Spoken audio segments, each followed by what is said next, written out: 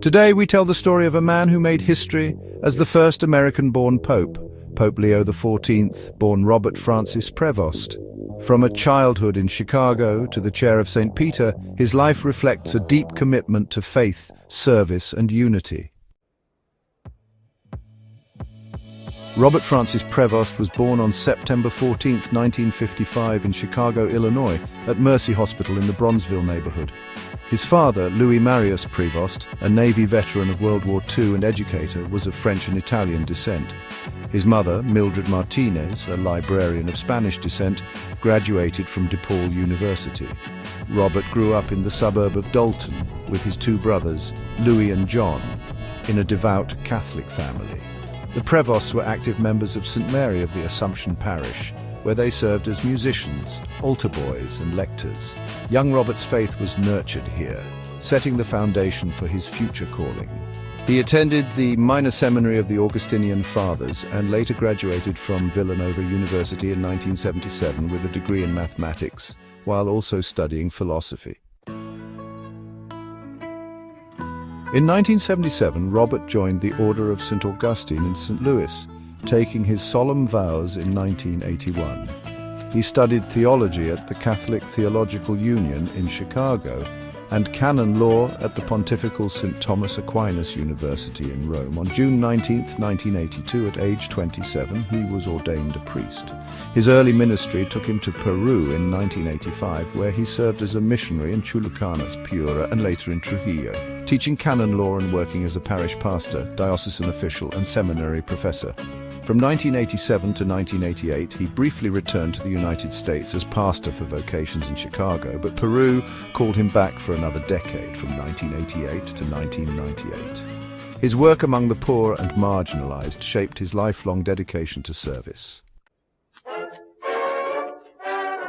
In 1999, Robert was elected provincial prior of the Augustinians' Chicago-based province.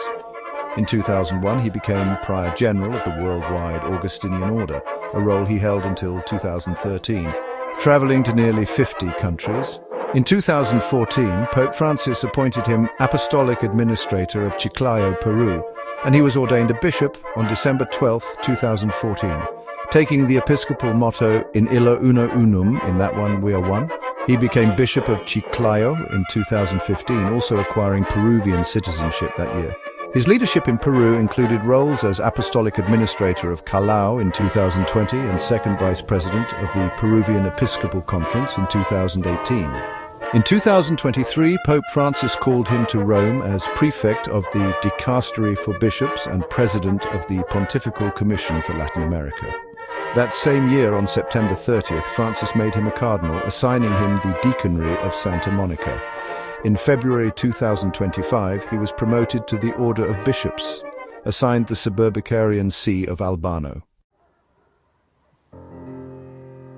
Following the death of Pope Francis on April 21, 2025, a papal conclave began on May 7, 2025.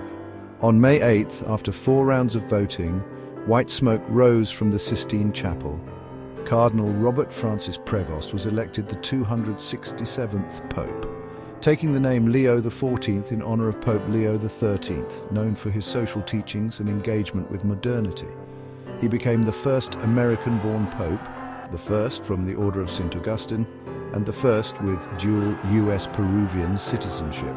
From the balcony of St. Peter's Basilica, Leo XIV addressed the crowd in Italian and Spanish, saying, "Peace be with you all," and emphasized a disarmed and disarming peace. He expressed gratitude for Pope Francis's legacy and called for a missionary church that builds bridges through dialogue and openness.